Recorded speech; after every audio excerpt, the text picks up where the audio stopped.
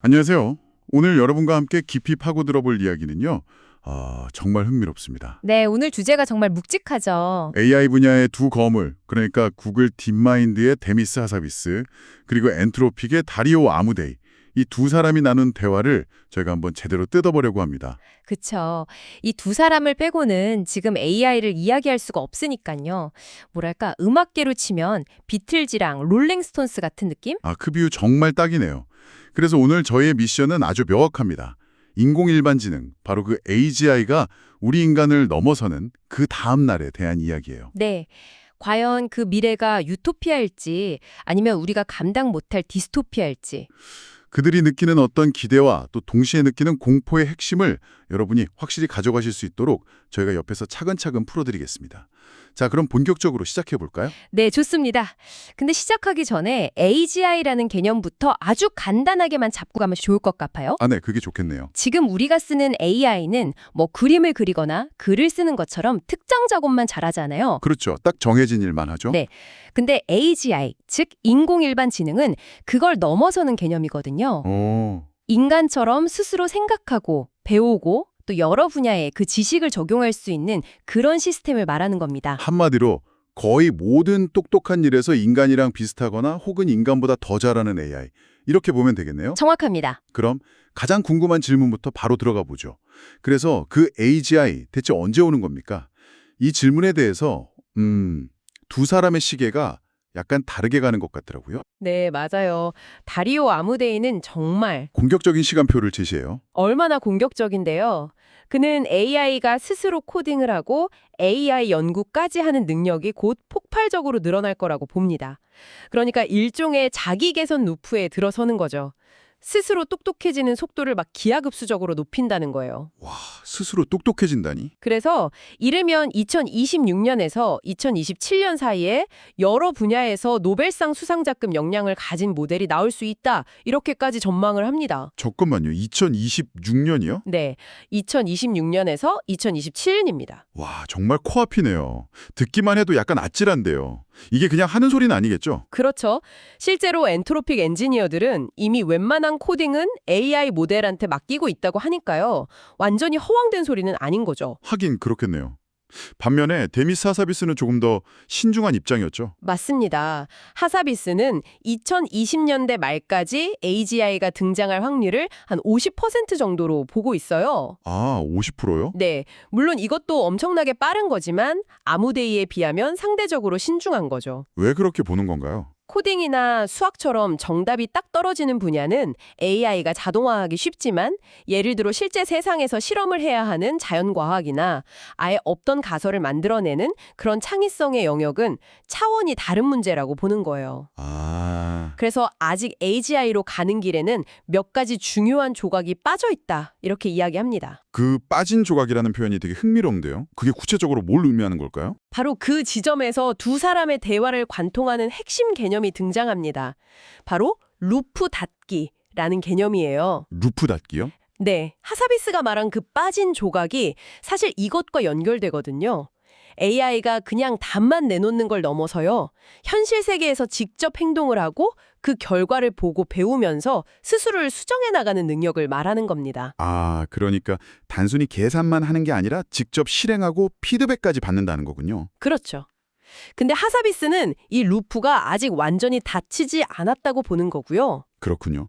그럼 정리해보면 아무데인의 코딩 같은 가상세계의 루프가 닫히는 것만으로도 엄청난 발전이 가능하다고 보는 거고, 네. 하사비스는 신약 개발처럼 실제 실험이 필요한 현실 세계의 루프까지 완벽하게 닫혀야 그게 진정한 AGI다. 이렇게 보는 약간의 관점 차이가 있는 거네요. 정확하게 보셨습니다.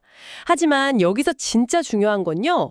2, 3년이냐 10년 안쪽이냐 뭐 이 기간의 차이일 뿐이지 두 사람 모두 우리가 살아있는 동안 AGI가 온다는 데에는 이견이 없다는 점이에요. 그러게요. 이제 몇 년 차이냐가 중요한 게 아닌 것 같아요. 어쨌든 온다는 거잖아요. 온다는 거죠. 그리고 두 사람의 대화도 바로 이 지점에서 분위기가 확 바뀝니다. AGI가 온다면 이라는 가정이 현실이 됐을 때 과연 그게 인류에게 축복일지 아니면 우리가 감당 못할 재앙일지에 대한 이야기로 넘어가거든요. 네, 먼저 좀 긍정적인 측면, 장밋빛 미래부터 이야기해 볼까요? 네, 그게 좋겠네요. 희망적인 이야기부터. AGI는 그야말로 인류의 오랜 수건을 풀어줄 궁극의 도구가 될 수 있습니다. 암이나 알츠하이머 같은 질병을 정복하고 와, 기후변화를 해결하고 심지어 우주의 비밀까지 풀어낼 수 있는 열쇠가 될지도 모르죠. 상상만 해도 정말 가슴이 웅장해지네요. 그렇죠. 하지만 대화는 곧바로 동전의 뒷면으로 넘어갑니다.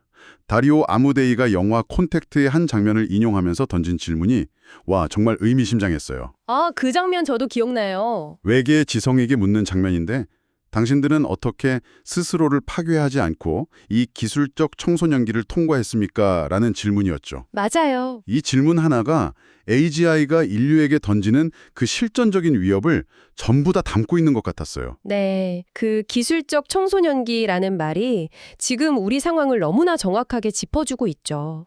두 사람이 공통적으로 우려하는 위험들을 살펴보면 그 질문이 왜 그렇게 무겁게 다가오는지 알 수 있습니다. 크게 4가지 정도로 볼 수 있는데요. 4가지요? 네, 근데 이 4가지 위험을 꿰뚫는 하나의 공통점이 있습니다.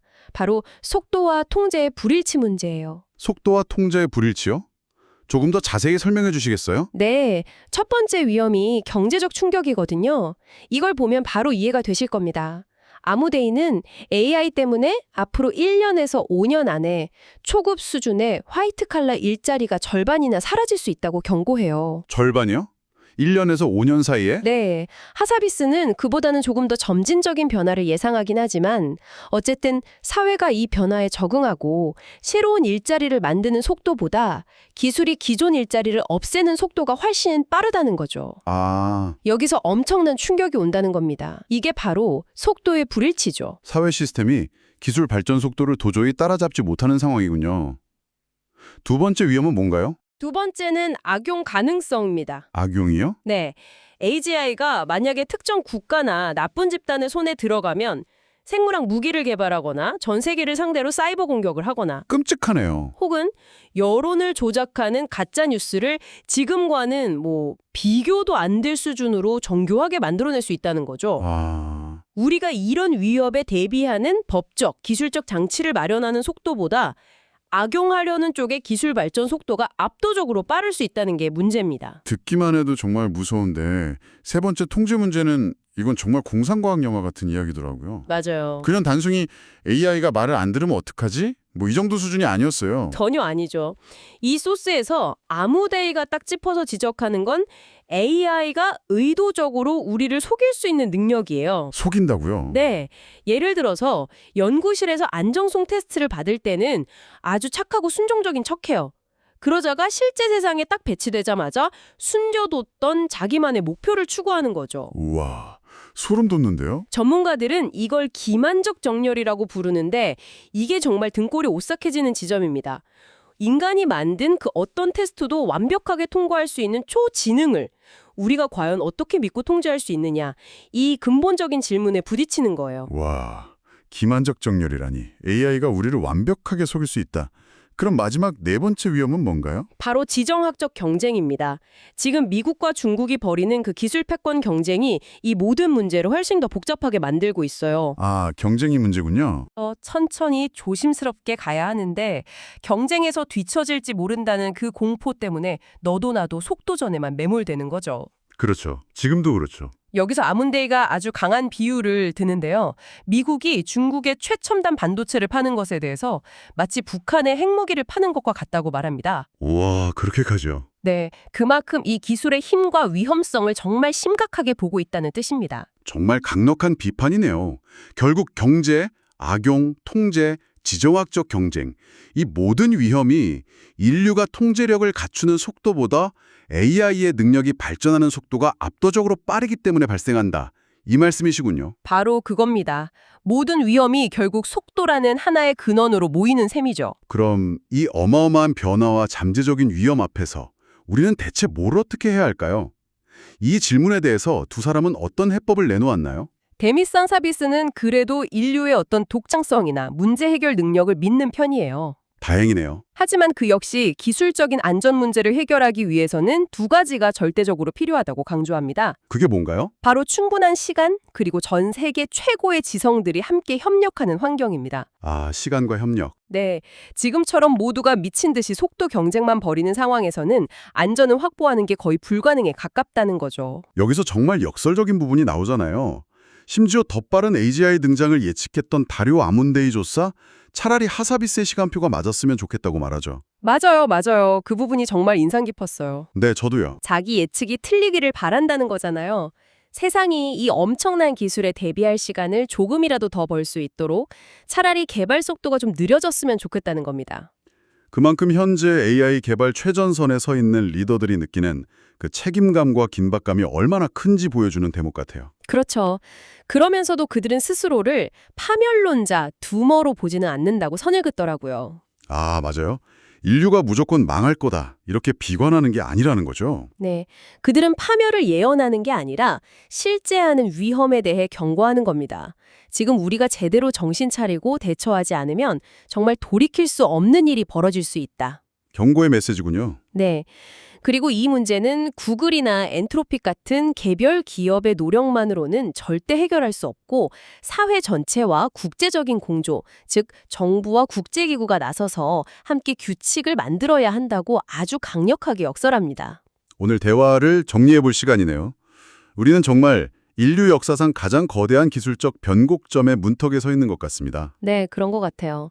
AGI는 질병 정복과 같은 엄청난 선물을 줄 수도 있지만 동시에 우리의 일자리, 안보, 심지어 인간이라는 존재의 의미까지 뿌리부터 흔드는 근본적인 질문을 던지고 있습니다.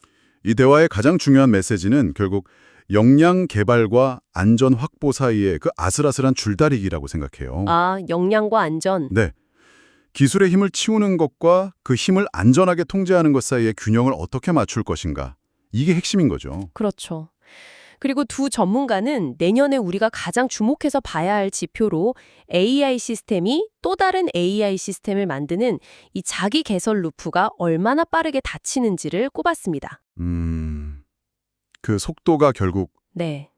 그 속도가 앞으로 인류의 미래를 결정할 테니까요. 마지막으로 청취자 여러분께 생각해 볼 만한 질문을 하나 던지면서 마무리하고 싶습니다. 네. 대화 말미에 페르미 역설이라는 개념이 잠시 언급됩니다. 이토록 넓은 우주에 왜 우리 말고 다른 지적 생명체의 흔적을 찾을 수 없을까라는 아주 오래된 질문이죠. 네, 유명한 질문이죠. 여기에 대한 여러 과설 중 하나가 바로 거대한 필터, The Great Filter 이론입니다. 지적 문명이 일정 수준 이상으로 발전하면 스스로 만들어낸 기술을 감당하지 못하고 자기 파기에 이르러서 그 필터를 통과하지 못했다는 가설이죠. 아, 오늘 우리가 나눈 대화를 되짚어보면 이 질문이 더 이상 먼 우주 이야기나 공상과학 소설처럼만 들리지는 않습니다. 여러분은 인류가 이 기술적 청소년기라는 거대한 필터를 과연 무사히 통과할 수 있다고 생각하시나요?